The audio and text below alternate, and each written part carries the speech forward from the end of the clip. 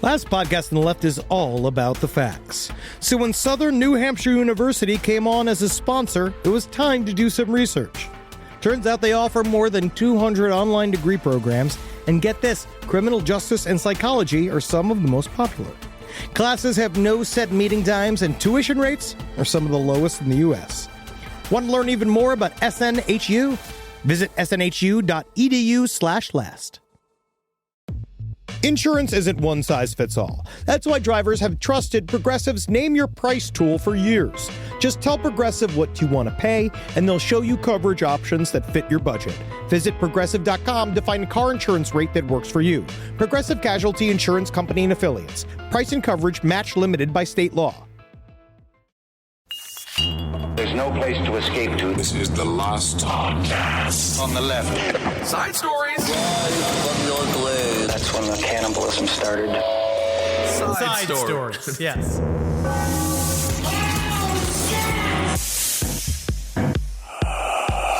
Ooh, doggy dog. Doggy dog indeed. I'm in the ATL, baby, down in Atlanta. Really? What are you doing in Atlanta?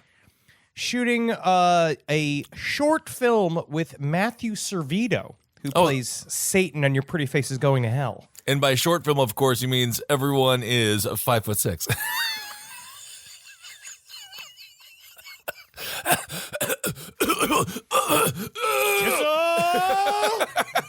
That's me. That's if I was the dean of your college. Yeah. That's me auditioning to play the dean of Marquette University. Is that where you went? Milwaukee. Marquette was for the rich kids, and Dwayne Wade. Oh, I'm sorry to try to even deign an idea that you'd be upper class. But no, I'm in Atlanta, and man, I love it. I'll tell you what, it's been a while. Atlanta still got it. I saw an active drug dealer. Really? Full on drug deal in the hotel that we were staying at. Dude, it was just like out and open. It was 7 p.m. And a woman, the only way I could describe it is that she had wacky knees. Uh-huh. She went like, hey, hi, hey, walked up to a man who was in just boxer briefs. And he opened up his hotel room, handed her a packet. She handed him money, literally went like, hey, hi, hey. She ran back to the car, scuttled back to the car. And then I mean it. It was so nice. He looked at me and he caught eyes. He's counting his money. He looks me in the face and goes, hey, man, how you doing? Like, he was incredibly friendly. Like, I didn't just witness something I shouldn't see. Hey, man, that's Atlanta. It's a beautiful place full of brotherly love. No longer Philadelphia's moniker. It is now Atlanta's. No, I thought Philadelphia's home of the horse shit eaters. Yeah, it is now. Good jab at the Eagles fans. All right, everyone, welcome to Side Stories. I am Ben, hanging out with Henry Zabrowski, who is out there busting his rump, acting for the people. Acting for the people. Making film. Yes, I am an artist, or as Servito likes to say, because I love him to death. But when an actor becomes a writer-director, which is why I don't need that level of control. That's why I have Civ 5. Civ 5 allows me to control and micromanage an entire society, which helps scratch the itch of being a director. Absolutely. Servito, he doesn't have like a shot list. He doesn't have a lot of organization because he keeps saying, we're playing jazz here. About everything. That is exactly what I want my director to be saying. And we're playing jazz. So there's no rules? Is that what you're saying? No rules, just right. This is Outback. We've turned this film set into Outback. But, we're just making shit up as we go. But I am dressed as a facsimile. I am playing a special effects horror makeup person. Okay. And I am dressed exactly like Shane Morton, who is the creative designer for Your Pretty Face is Going to Hell. So it's a fun inside joke for the Atlanta film community. We're having a good time. Absolutely. And of course, Shane Morton, you might recognize his work if you saw the hit film Mandy. He is the creator, the designer, the god behind the puppet that is Cheddar Goblin. And I got my Cheddar Goblin. And that's why he pulled me one. But we all day long, all we do is we're in his workshop. So, like, the whole place we're in, he has this room called the spare parts room. And it's in this workshop out in the middle, like, rural Georgia. And as you go, it's just all nothing but disembodied, like tits and open mouths and all the stuff. He lives a strange life, but it's like there's so many of his like, because his muse, it's like he works with his coworker, Madeline Brumby, who is his girlfriend of many years, who is a very talented actress who does a lot of stuff again in the art community of Atlanta. But there's so many of her disembodied heads around the spare parts room. Right. And I just can't imagine what it would be like. What does it do to the human mind? Psychologically, yeah. Your lover, right? You mold and cast your lover's body in many different ways, and then all you do is hack it up. Well, it's very interesting. I guess I would like to see sort of what they used to do on Room Raiders when they would take the black light into the teenagers' rooms and they would put it over their beds and then they would be like, that's a lot of cum. I do want to see a black light. I want to see it over the heads, the severed heads of his girlfriend, who they've been together for a long time. I'm just going to say basically common law wife at this point. Yes. If there is any semen stains on there, then I do think we have to have a conversation and we have to say this has now transcended art into dark fantasy, into potential murder. Well, Shane does a lot of stuff. He works a little bit in the Gorno community. What's Gorno? Gorno is, at the time, it used to be way more like kind of B-level. It's horror porn. It's gore porn. And so what they would do is it would start with a bunch of naked chicks. Like he showed me video of this one time he did a shoot where it was two nuns. It was a zombie cannibal nun and a normal nun that was tied down. And they had this tits out like zombie nun come in and literally eat her vagina. And he created a mold of a vagina over her vagina. And the nun went like, and was like licking it and like pulling it off with her teeth. And stuff like that. So it's fun. It's very creative. But what Shane does, which I think is interesting, he definitely, because he made a bunch of workable sex toys. So he separates. So I don't think he fucks the stuff he uses for work. He will, though. I don't think he fucks his own. I don't think he gets high in his own supply. Do you think that? Do you think he knew we were going to talk about him for the first 10 minutes of this episode? No. In such graphic detail, specifically when it comes to Gorno. Well, Gorno is highly interesting, but he's trying to back out of it because it's becoming a little too realistic. He likes doing What is going on? He likes doing it more like.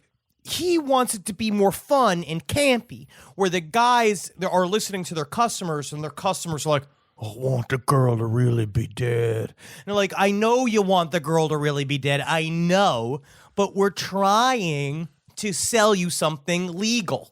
I am not really sure if this is. I think this is red flag porno, but as long as no one is really getting hurt. That is what matters. I've met a lot of the girls involved, and they're always laughing. They're all alive. Oh yeah, I've seen, and I'm not like checking their bits to see if they're intact because I'm a normal man. You can't start a conversation like that, being like, "She really eat your pussy?" No, you don't can't do that. No, that reminds me of the scene from Reanimator. Great actress, Barbara Crampton. Barbara Crampton. Now, she was very upset by the scene in Reanimator when the severed head did exactly what Henry mentioned the nun did to that other woman. Cunnilingus. She was very upset about it. She stormed out of the movie premiere, but now she's leaned in. She loves it. She's a horror goddess, and, I think she has a good career in front of her and behind her, dare I say. She's a beautiful woman, and she's an incredible performer, and it helps cement. It's about being down to clown. There it is. To throw it down. But I'm just saying, Shane Morton does really good work, and I've seen some of his legit sex toys he's made. That's what all of this is. That's what all of this is about. Shane, this is technically a positive plug for Shane's work. It is. All right. Well, hit us up. Side stories, lpotl@gmail.com. I've never heard of Gorno before.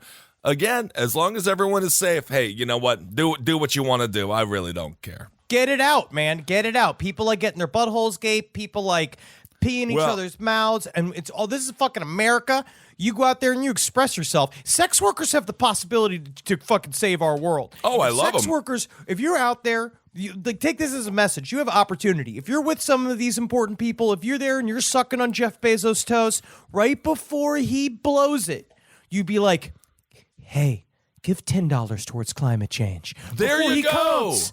Because what you do is that you can make them do whatever they want the moments before they come. Absolutely. Well, speaking of gaping buttholes, this story is a little bit old, but I did just want to mention it because for some reason it's just sometimes there is small amounts of justice in this world. Ian Watkins, remember that dude from The Last Prophets? Unfortunately, yes. Yes, this disgusting man. He had sex with a baby. He and his girlfriend. I mean, truly fucking evil. He's got. No, it's not good. He's truly evil, disgusting man. But he just got sentenced to 10 more months in prison. He's there for 29 years, but I'm going to think that he should probably just stay there forever. Yeah. But he got 10 more months because he was smuggling a mobile phone in his butthole. And you know that this is not one of those, like, really nice, new, small, like, whatever, like, touch phones. This is one of those it's a brick Nokia. brick. Yeah, this is like the Zach Morris, like you have to pull an antenna out from it. You know, it's like click, click, click, click, click. It's the size of a small dinner plate. But you can just imagine, Ian Watkins, you're in prison. What are you in for? Oh, you had sex with a baby? Well, how do we begin the abuse? This man's butthole could fit a watermelon. That phone was jangling around inside of his gaping butthole, much like Yahtzee dice. There's a lot of room in there. And I'm just glad it wasn't a baby. Thank God. Thank God. But anyway, because I know we have some rock and roll metal fans out there. Last Prophet story. If you haven't heard about it, check it out. We're not going to go into detail. But it is. For the metal fans? Is that what that story's for? I don't know. But it is disgusting. And we're not making fun of sexual assault within the prison because that is a very true thing and that's not fair. That's not good. But this is Ian Watkins we're talking about. Yeah, dude. That's why I'm paying my taxes. Yeah, and you got to Because I would be such a succulent little man in there sauntering around with my fun attitude that they just can't wait to wreck. You would actually, I think that you would lean in. Yeah, I think I could see you start tying up the white shirts. Hey, can I get some of your steak? I'll get you for it. Don't you want to see what's in my pocket? Ooh, yes, indeed. I just spent about 10 hours. It's what? It's shit. It's shit. Well, it's better than what I thought it was. I thought it would be a full rotisserie chicken. That would be worse. They call me the Colonel. Yeah. But I just watched 10 hours of Lockup on National Geographic, which it is kind of still sad to me. Because National Geographic, remember when they used to cover like African safaris? Now our National Geographic is just like humans in prison. Yep. And it's sort of weird. It's a little bit like dystopian. And I'm like, I don't like to study these humans like they are animals in a zoo, but it is fascinating. It's fascinating subculture. Yes, indeed. Fresh out the pen, man. Get all your prison questions answered. They talked about how excited they were when Eddie Money went in to serve a couple of days in jail. I saw one guy. It was very, very funny. Really? What was Eddie Money in there for? I don't know. It's some long story. I got to find the episode. They were talking about a celebrity that they were hanging out with in jail, and he was like signing autographs. I forget who the hell it was. It might not have been Eddie Money, but I got to find out who it was. R.I.P., I believe. Also, again, Halloween countdown. If you're doing 31 for 31, I'm going to shout out some more movies that I watched this week that were good because I don't like doing the negative ones, so I'm going to do the positive ones. I have one positive one as well. Satanic Panic is a lot of fun. Okay. It's really good with Rebecca Romaine. She's fantastic in it. Arden Mirren is fucking fantastic in it. They do get some of the Satanism stuff wonky, but I don't blame them. But they did a lot of good work with the demons. Otherwise, the outside of it's pretty great. And then the movie Haunt has a really fun premise. Awesome. I love it. You know what I watched, Henry? Huh. It's a franchise film. People kind of criticized it. They said, that's not what the main character should look like. The new Child's Play. Have you seen it? I love the new Child's Play. Yeah, I thought it was such a fun revamp. I don't want to spoil anything here. But the reason that I will say it's not, so they kind of moved away from the spiritual aspect of it. They moved away from there's a soul of a serial killer inside of a doll, but they revamped it. It's more technological based, and I thought it was absolutely wonderful. And the main actress there from oh my God, Checks and Regulations. Parks and Restoration. Parks and Rec. Oh, Checks and Restorations. I love that show. Yeah. It's on C-SPAN at 3 o'clock in the morning, and it's just going through an accountant's fucking storage unit. Aubrey Plaza did a wonderful job. And you know what, dude? It's another one of those moments where I realize we are aging. She plays a mother. She used to just be like a high school student, and now she's a mom of like a 13-year-old. I'm like, oh my God. You should see me at these auditions playing fathers. That's now insane. I'm going to audition to play fathers, and it's like I could barely raise my dog. I can't raise a child. I don't look like it. I'm trying the idea of interacting with the child. I'm just like, hi, hello. Like Hello. I shake their hands like it's a businessman. Well, we got some stories today. Satanic Panic. We got some stories today. Very, very excited. Halloween is upon us. Yes, it is. Yes, it is. And so we have some very, very exciting stuff. We're going to start with this one. Kissel, you got this one. This is fun. This got sent to us quite a bit, so I was excited to cover it. This one is absolutely insane, and it reminds me of this film, Blast from the Past, starring, of course, the great Brendan Fraser. I saw a recent, someone showed there was a restaurant that they ate at, and he saw a headshot of Brendan Fraser's sign, and he said, "Thanks for the meal. I was in The Mummy." That's what he wrote on.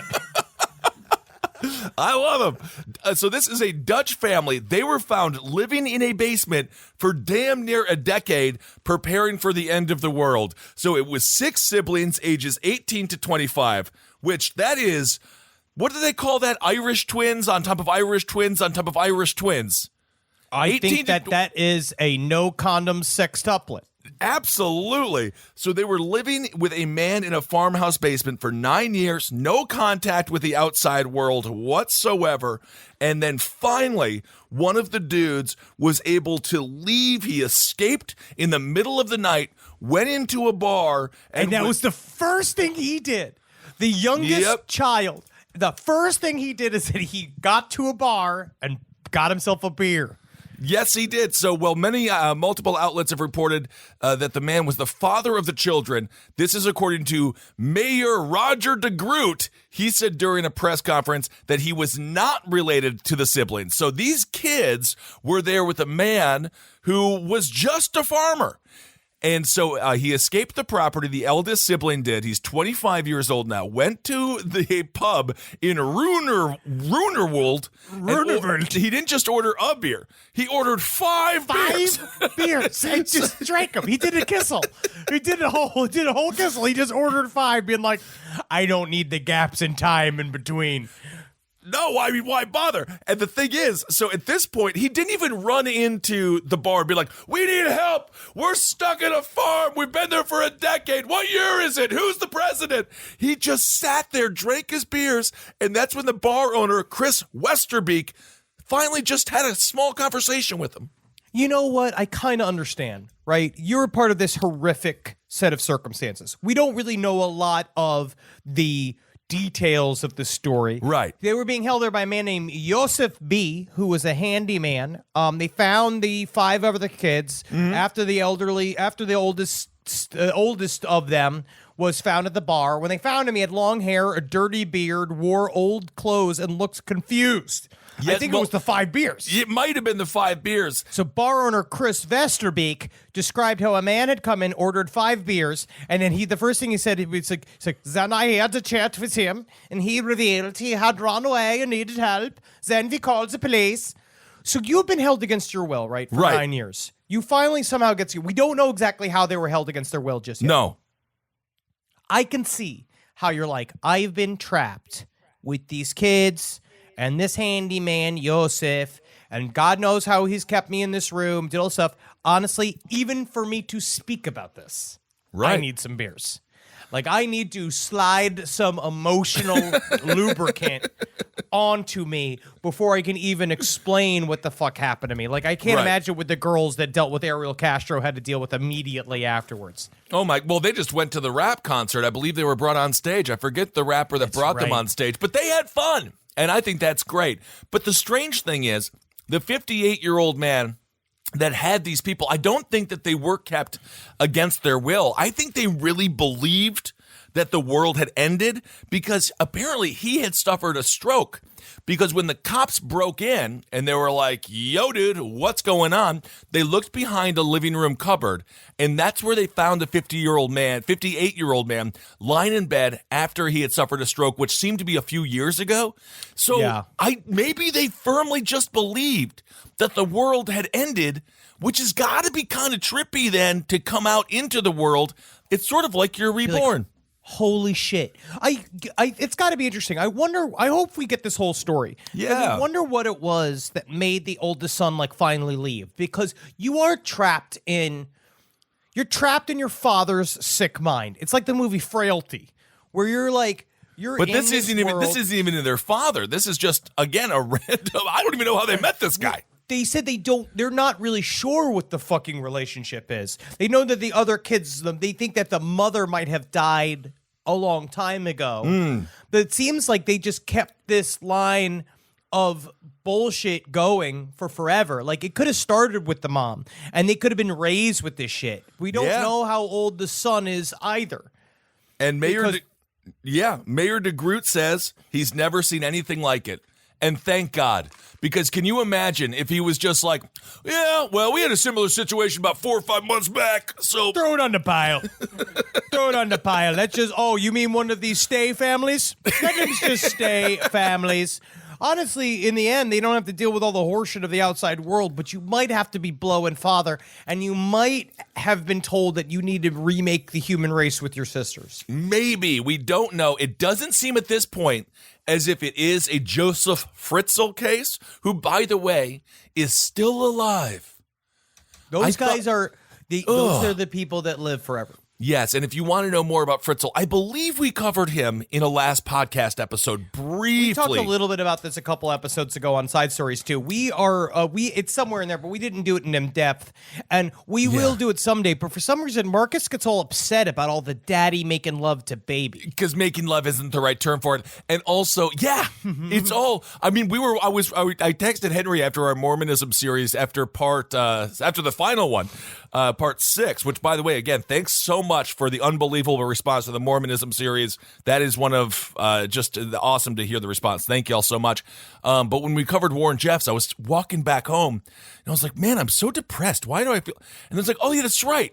So it was just all the child abuse that we just covered for 3 hours. And I texted Henry. I was like, I think I figured out why I was sad. He's like, yeah, bro. Yeah, dude. Been sitting with that shit for 6 weeks. We didn't even show some of the stuff, which because just for time we didn't do it. Disgusting. But if you look up the Warren Jeff sex tape, which you shouldn't, there's a whole section, because we played a little bit of it. We played a tiny clip, but there's a whole section where he's just like, yeah, show the Lord how much you love me, and going like, amen, amen. He's making love to his wives. Like, he's making love to 7 of his child brides. And again, making love, not the right term. I think I'd rather watch Gorno. Honestly, Gorno is 2 consenting adults. Yes, exactly. Gorno is fantasy. It's fantasy. Oh, my goodness. All right. Well, Henry, speaking of real life stuff here, you got some stuff.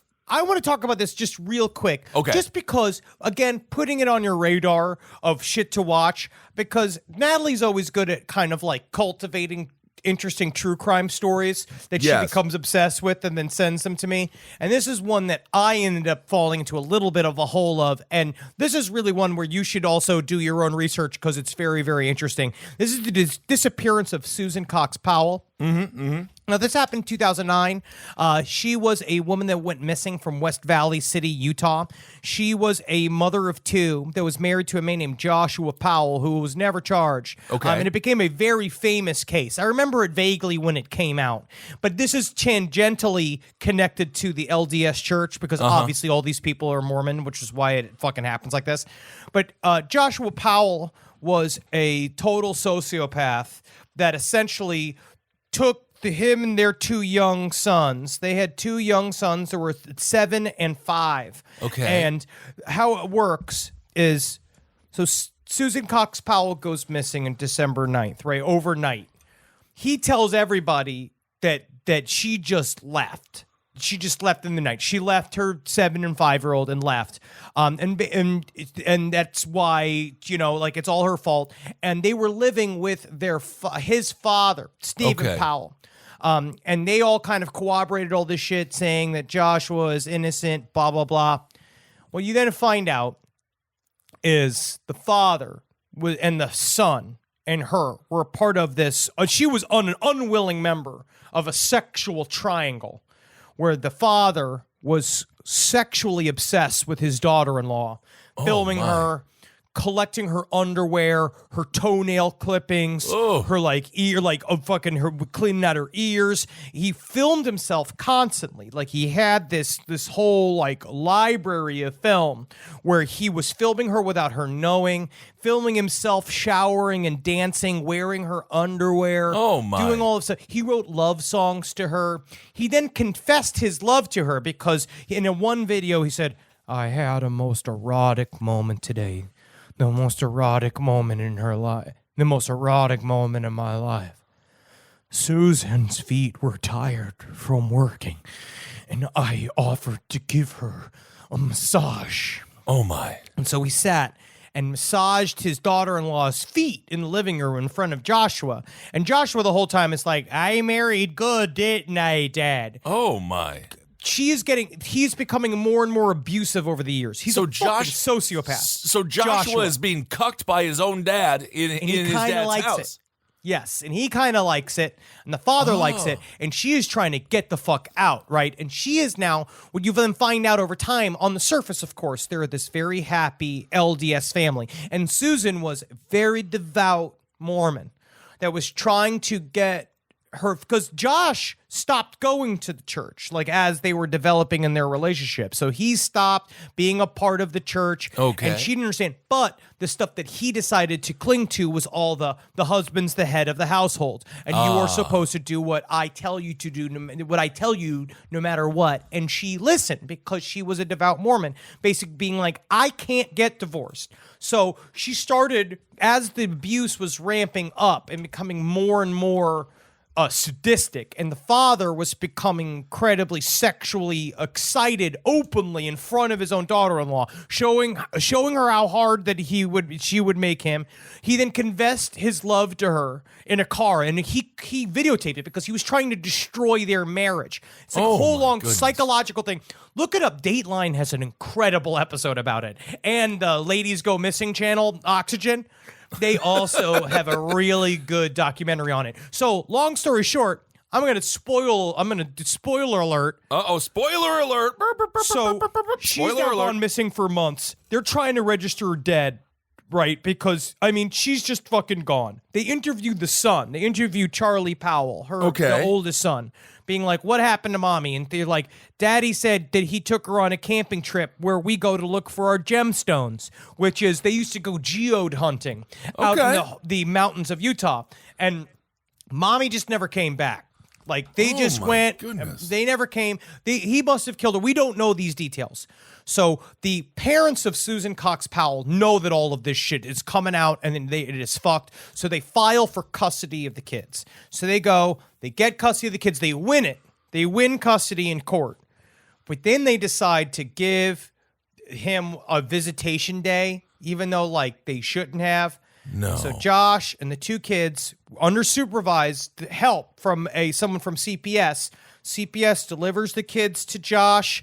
He pushes they go to his house. He pushed the CPS dude out of the house. He grabs the kids, pulls them in the house, locks the door, and blows up the house, killing him and the two kids in the fucking house. So he's dead. And the father went to jail for, guess what? Public masturbating. Child porn. Child porn. Went to father for child porn. They found him. He just died of a heart attack, which is how all of this shit's coming out. So watch this Dateline special. This thing's fucking out of control. Call me a squirrel, because I'm covered in acorns. That's right.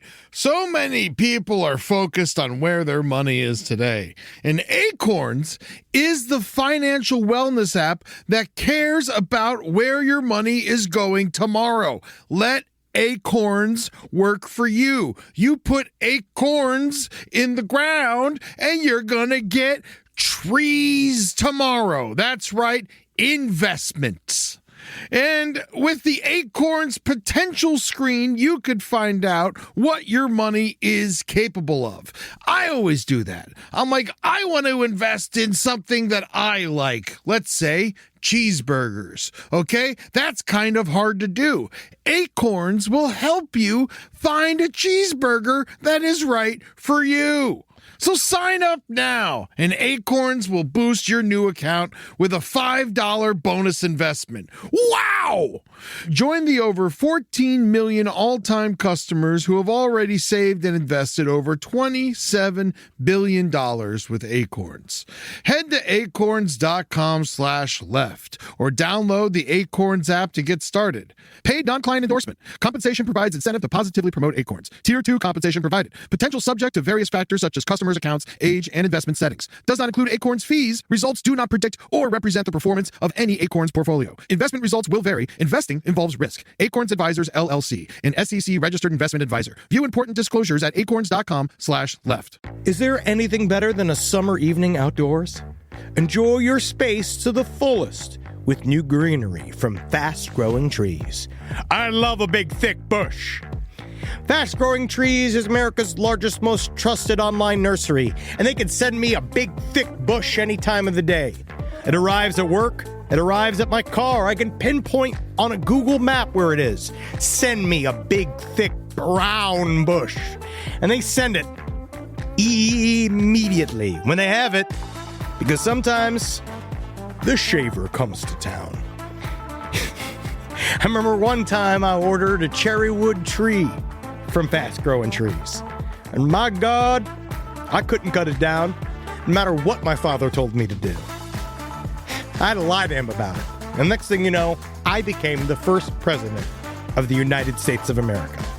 And even you can become the first president of the United States of America with Fast Growing Trees.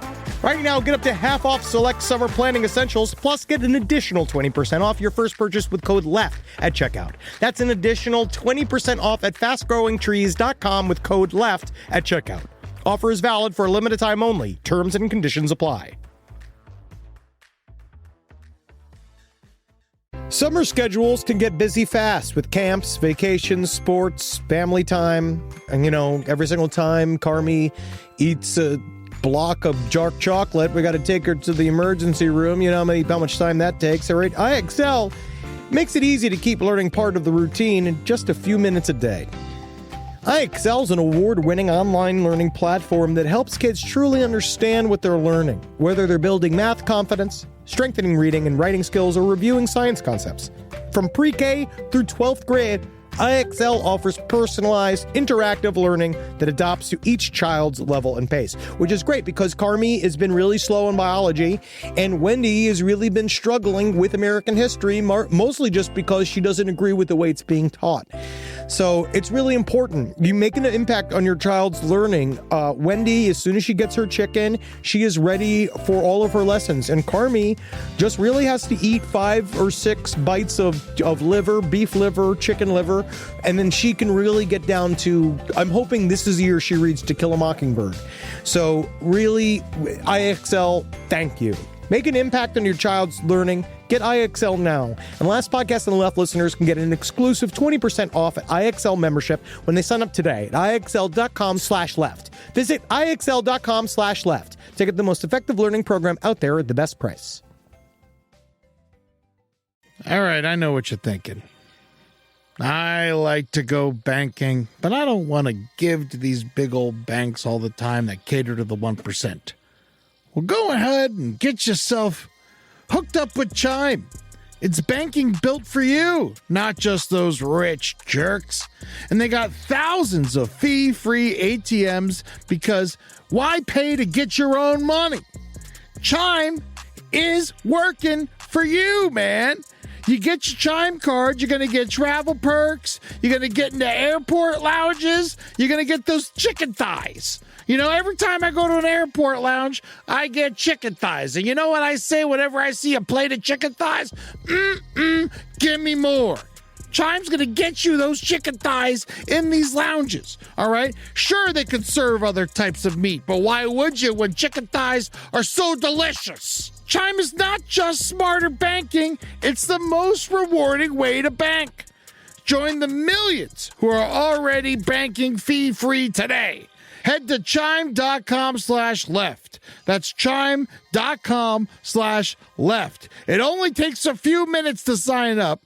Chime is a fintech, not a bank. Banking services for Chime Card provided by Chime's bank partners. Optional products and services may have fees or charges. Stated cashback for Chime Prime only. No minimum balance required. For more information on travel perks, go to chime.com/disclosures. My God. So everyone is dead now in the story. Yes. Entire family wiped out. Oh, my God. All right. Well, check in that over out. several years. And it's just, and again, it's connected to Mormonism. Very That is strange. very interesting. Anytime a society is built upon secrets, indeed, those secrets are something that aren't like, we have too much ice cream on Wednesdays. Don't let anyone know. It's always father wants to fuck daughter-in-law, or I wish mommy it wants to wasn't. kill their kids, or whatever it might be. I don't know why secrets become naughty seeds. You know I what's a don't fun know. secret? You know what's fun? A surprise birthday party. Those are fun. And even That's if a you have a fun dog, secret. you can throw a surprise birthday party for a dog because they're always surprised. Yeah, because they don't know. They're not conscious like we are. No. You know what's a fun secret? Like, oh, Kissel, I brought you a surprise sandwich. Thank you. But you know what comes with the naughty seed, though? Is that I put cum on it. I'm sorry, Kissel. It was a secret. Henry! It's a secret. Let's do really quick real estate news because, we always cover real estate because that's how you make money. It's we're real estate. super into it. We're super into it. It's real estate and stocks. That's how you grow your wealth. I've seen at least 15 Instagram videos now. So I'm getting pretty good at this stuff. You know what I did? I wanted to get more serious about my money. So you know what I did? I bought one of those suits with all the question marks all over it.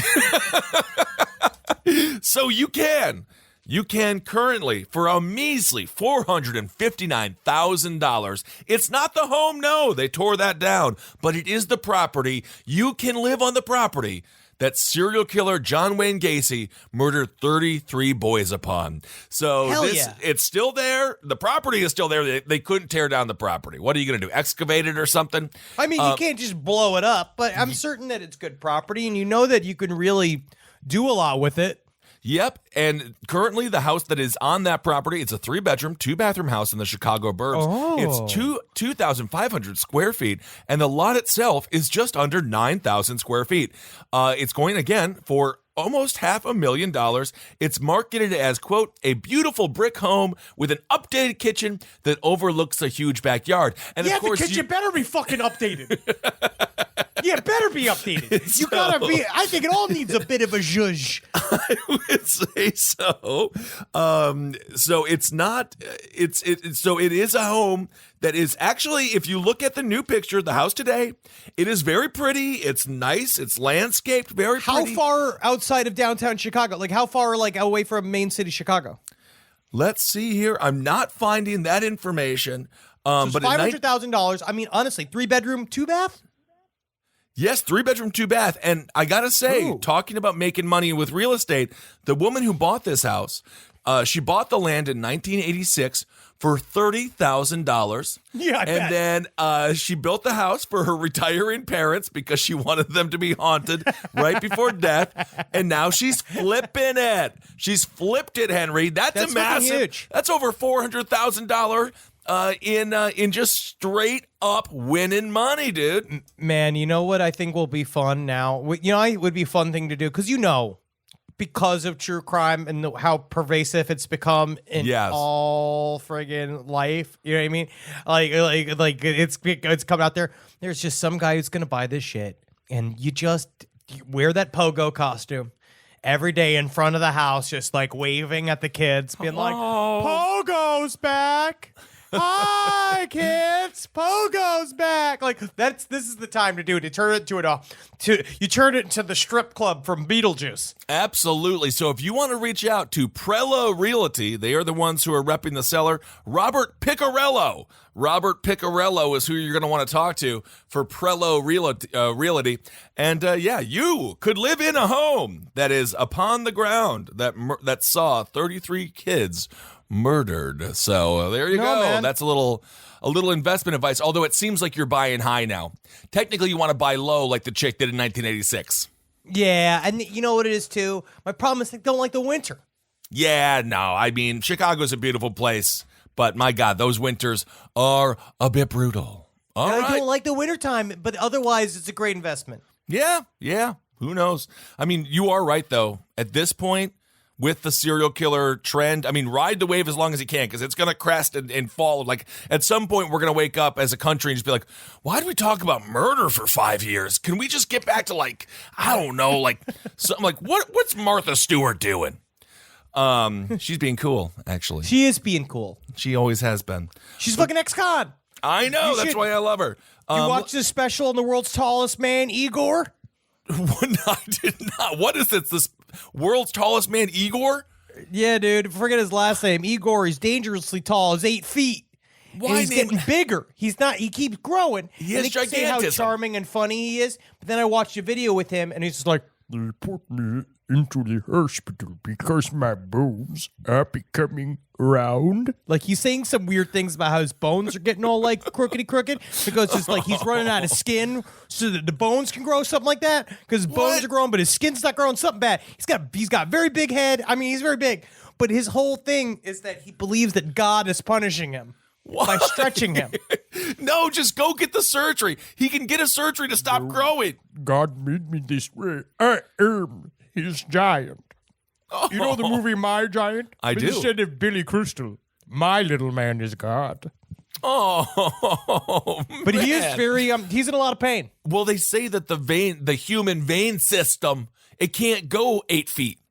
So he's Yeah, like, dude. I guarantee you, like his ankles are dead. He's got to like do something special. It's not that I don't.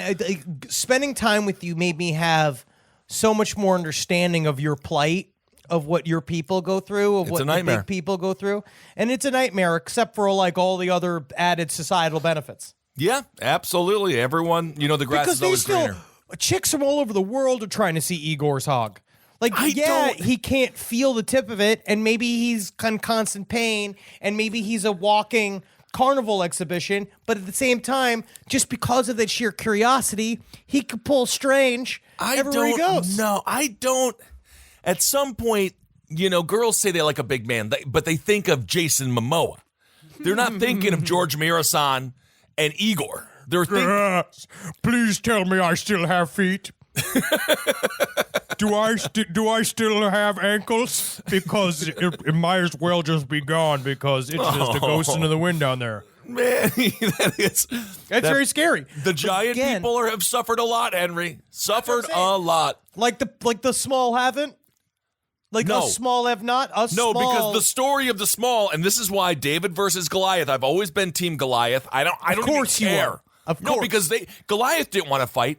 He was just like, I'm here for the beer. And they're like, no, go to the front lines. You got to fight for us. And he's like, well, I don't like to fight. I like my beer. And then they pushed him to the front. And then what does little homicidal buddy? David Hey, do? He hey, brought a weapon to a fist fight. There are times you are born with a set of circumstances, and sometimes fate is going to put you where you're supposed to be. Unfortunately, right? If the fate does exist, whatever the chaos swirling that does, these rivers of time and that we are on, my friend. Sometimes whatever time boat you're in takes you where you're going to go. How the hell- Goliath was. I don't know. Now you're talking about rivers of time? I smoked a lot of weed in here last night. All right? I'm just saying, Goliath, unfortunately, or fortunately, was the right man for the job to die at the hands of a small man whose job it was to society to kill him. That was the equivalent. David is the first incel mass shooter. No, he's not. He's Yes, fucked. he did. He brought a fucked. slate. No, but people This are is like, highly controversial. No. I feel like I already could see the emails. David had many wives. He had No. many wives. He knew David- how to social. I don't. David, first of all, everyone's like, oh, it was a little slingshot. That was top grade stuff. That is like Yeah, dude, rolling he had up to with kill a Goliath. tank. Goliath, I understand you fighting for Goliath's perspective, but I feel that there are a lot of arguments here. I feel I'm there's a just lot saying, of perspectives. It was, everyone knew battle was sword and a shield, and that was Goliath it. had to go And down. then- It's all about Again, a W's a W. No, that's true. I mean, God knows the Packers got very lucky beating the Lions because the refs helped out a little bit, but I'm just saying. Yeah, and I know when me and Greg, we went out to see the game, and the first thing he said to me is, can I sit on your lap? And I say, only if I can call you my wife.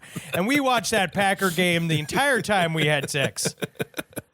Is it time for Hero of the Week? Yeah, do your Hero of the Week. All right, here, let's do Hero of the Week. Okay. This is actually a sweet story. So a man passed away in Ireland, and that is very, very sad. But as he was being lowered, it happens every day. All right, does it's not happen. that sad. It's a fact. His name was Shea Bradley, and there's a picture of him here. He's drinking wine, heavyset guy, looks like he's a boisterous, kind of looks like Tommy Boy's father from Tommy Boy Dennehy. Yeah, so let me guess how he died. 5 heart attacks at once? Yes, most likely. But he was a funny guy. And so as they were lowering him into the grave, the bagpipes are playing. Yes. And then all of a sudden, Henry, perhaps you can do this in an Irish accent. All of a sudden, from inside the casket rings out, hello, let me out. Let me out. Hello. Let me out. It's pretty funny. This is a very Al Roker story. Very Al Roker. This is a very Wilford Brimley story. But then he goes on to say, where the fuck am I? Let me out of this fucking dark in here, which kind of gets really scary. And then he says, is that the priest I can hear? And then he says, this is Shay. I'm in the box. No, in fucking front of you, I'm dead. Yeah, it's very funny. It is very, very funny. He did a really good job. Yes, and then Bradley's voice launched into a song. He crooned, I just called to say goodbye, and he said he wanted to leave the mourners not crying, but laughing. And indeed, the mourners did laugh. His mother laughed because he died before his mother, even though he was like 60. And I guess she's like one of those strong 110-year-old Irish women. And Yes. all of his siblings laughed. And you know what? He is just really, Twitter got wind of it, that's huge. It got 1.5 million retweets or mentioned whatever, a bunch. Who gives a shit? But either way. I always had a dream that I would do the thing that if you come to my funeral, I would just prop up my body in the wake room, like before you go to the thing, and it would just be going like, hi, hello, welcome to my funeral. Like me with the automated hand waving. I would love that. And his wife said, you got him good, Papa Bear, and gave us all a laugh just when we needed it. So there you go. That's the Hero of the Week. I think that's actually very nice. It is nice. I honestly think it's really nice. Absolutely. I think it's a funny story, and it's an uplifting story, and this is when we're closest to Ellen. This is our moment to Ellen, except we don't hobnob with war criminals. Another hot take. Hot take. Hot take. I know. Everyone has so many hot takes. Okay. Henry, do we have emails coming in? Do you have any emails this week? Because I know we got a bunch of emails to get to in these next 2 shows. Yes, I have some fun ones. I want to go through them. I got 2. So the first is this involved a little bit of a factoid that I wanted to talk about when we were doing the Mormonism series, but we had so much bullshit to go through that I just forgot to mention it. And someone sent an email about it, so I wanted to read it to you. This comes from Jay. I grew up very Mormon. Discussions on campouts and long boring days as missionaries would often turn to discussions of what they call deep doctrine. That's what Mormons call it when they pull tiny bits of Mormon lore and apply it to the mysteries of the universe. Did Jesus die for the sins of every living being on every planet in the universe? Or is he just the savior of this planet? Were dinosaurs around in the Garden of Eden? Blah, blah, blah. Who is Bigfoot? Was the big one. And that is the story I want to tell you. The following story is relayed in a book called The Miracle of Forgiveness, a book written by the prophet and president of the Mormon Church from 1970 to 1972. This is where I first heard about Mormon Bigfoot. But the story originates in Lycurgus A. Wilson's book, Life of David W. Patton. Can I just ask, what happened to this controversial president from 1970 to 1972? He didn't even get a full term. How fast did he came and went? Maybe it was him constantly rambling about Bigfoot where they're like, you gotta go, dude. He just died of fucking old man rot. Okay. He's just one of these fucking pieces of shit that all look like the fucking, what's his name, the villain at the end of Raiders of the Lost Ark. Dear brother, in relation to the subject of the visit of Cain to Brother David W. Patton in the state of Tennessee, about which you wrote to me, I will say that according to the best of my recollection, it was in the month of September, 1835. It was in the evening, just twilight, when Brother Patton rode up to my father's house, alighted from his mule, and came into the house. The family immediately observed that his countenance was quite changed. My mother, having first noticed his changed appearance, said, "Brother Patton, are you sick?" He replied that he was not, but he had just met with a very remarkable personage who had represented himself as being Cain, who murdered his brother Abel. He went on to tell the circumstances as near as I can recall in the following passage. As I was riding along the road in my mule, I suddenly noticed a very strange personage walking beside me. He walked along beside me for about 2 miles. His head was about even with my shoulders, as I even sat in my saddle. He wore no clothing, but was covered with hair. His skin was very dark. I asked him where he dwelt, and he replied that he had no home, that he was a wanderer on the earth and traveled to and fro. He said he was a very miserable creature, that he had earnestly sought death during his sojourn upon the earth, and that he could not die, and his mission was to destroy the souls of men. About the time he expressed himself thus, I rebuked him in the name of the Lord Jesus Christ, by virtue of the holy priesthood, and commanded him to go hence, and he immediately departed out of my sight. When he left me, I found myself near your house. There was much conversation about the circumstances between Brother Patton and my family, which I don't recall. But the above is in substance his statement to us at the time. The date is, to the best of my recollection, and I think it is correct, but it may possibly have been in the spring of 1836, but I feel quite positive that the former date is right.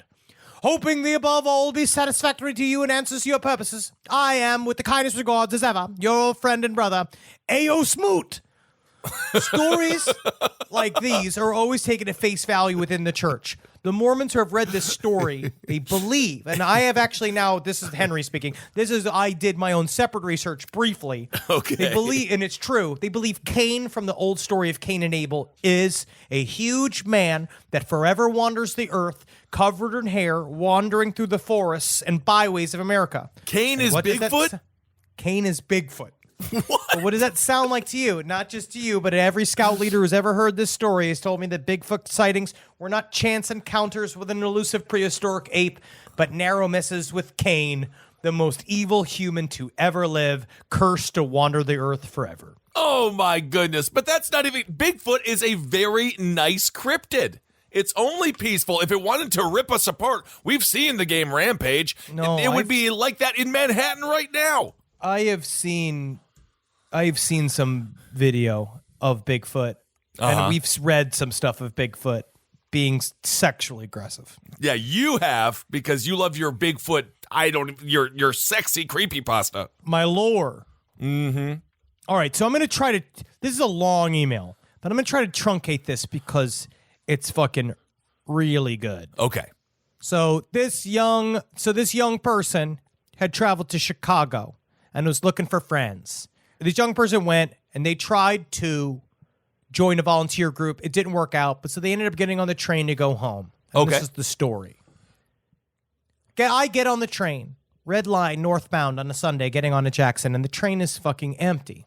This is unusual. So there are people who seem to be waiting for the northbound red line and didn't get on. I figured maybe they were idling for something else under the warmer heat thing inside the station. I get on. I want to go home. Stops go. Some teenagers get on. And then a group of 30-somethings that were on the train, they just got up and they just left, right? So this is very strange. But then a man, who they said could either be 23 or 53, entered the train dressed in a black suit and hat. He walked across my field of vision to take the seat on the other side of the train. He had to bow his head in order to enter the train. Very tall man. He had neat shoes, pants that were too short for him, neat white socks that were stained brown on one of the legs. I looked and I immediately started to profusely cold sweat. He sat down in the furthest seat to the door next to the call conductor button across the aisle where I was seated in the same type of seat, the ones reserved for handicap, elderly, and high traffic hours. I felt an immense pressure on the back of my neck, and I could feel all this attention is on me even though he was staring ahead. I was looking at the scrolling LED sign, scrolling the time again and again. It's just so I could keep this man in my peripheral vision. Okay.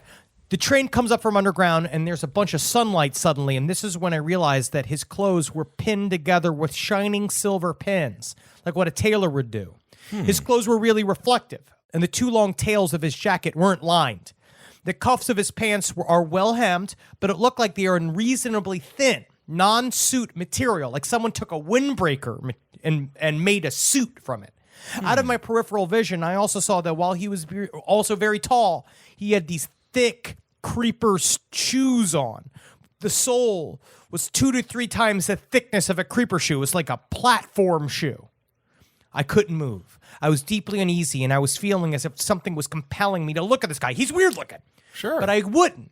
And I was I was not taking out my phone either because I had this idea that in my head that was not my normal thought.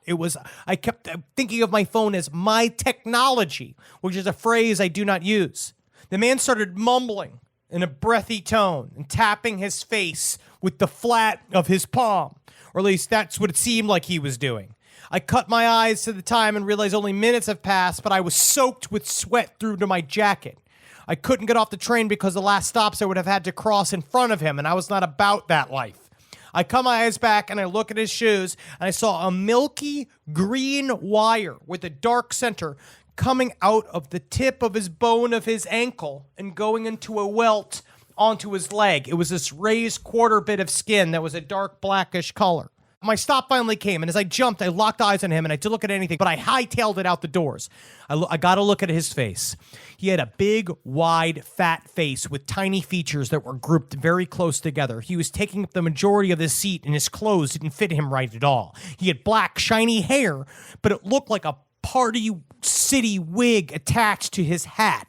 He was slapping his mouth, and he at that time realized he had no lips.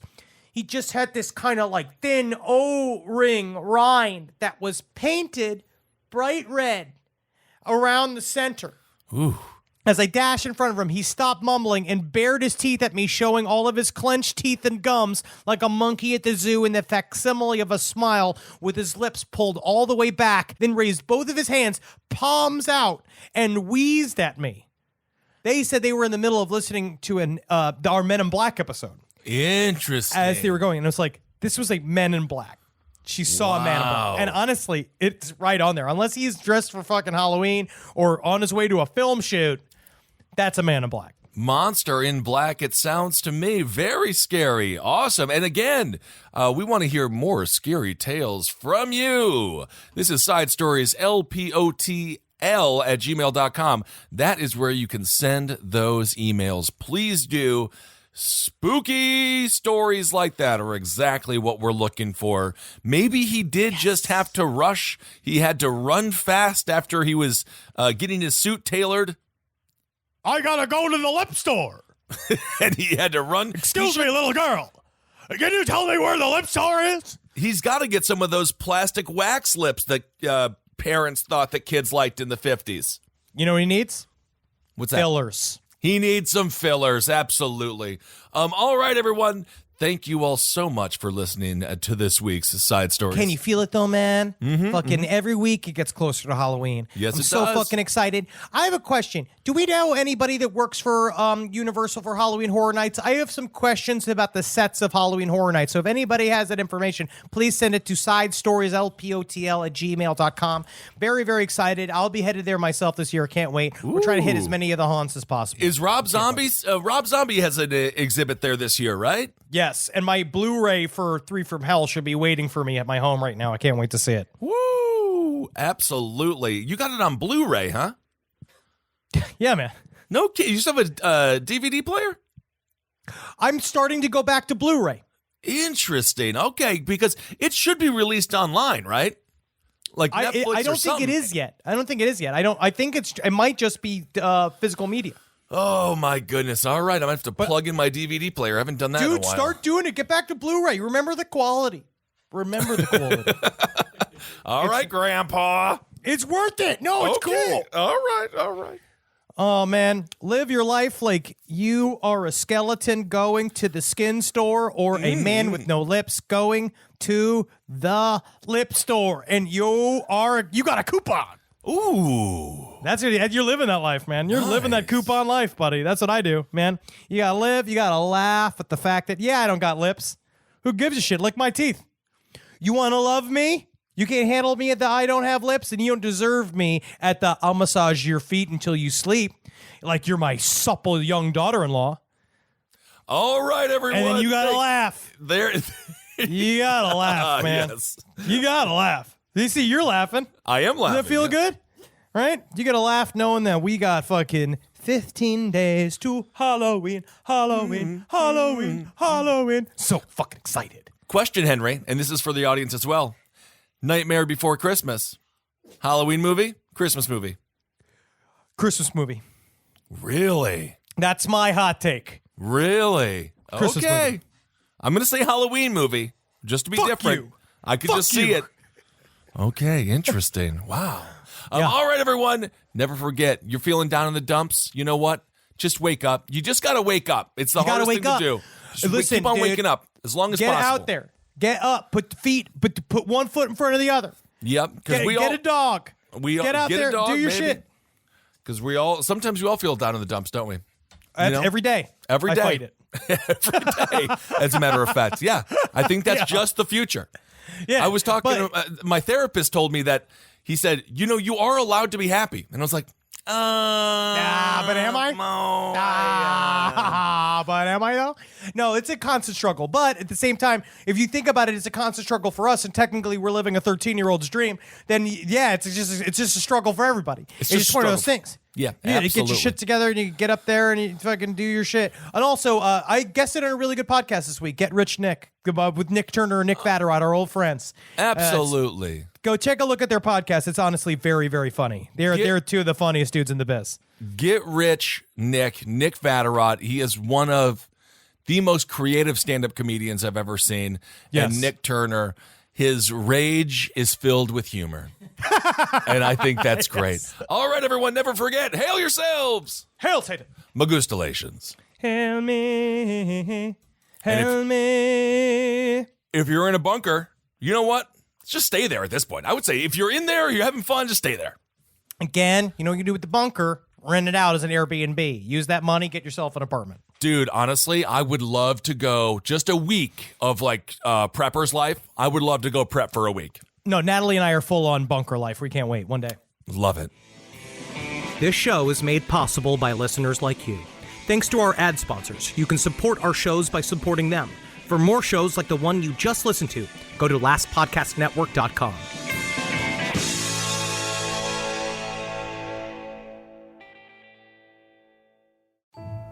Hey weirdos, I'm Elena. And I'm Ash, and we are the hosts of Morbid Podcast. Each week we dive into the dark and fascinating world of true crime, spooky history, and the unexplained. From infamous killers and unsolved mysteries to haunted places and strange legends, we cover it all with research, empathy, humor, and a few creative expletives. It's smart, it's spooky, and it's just the right amount of weird.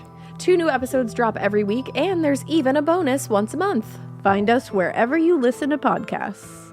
Yay! Woo! Ay, ay, ay, ay.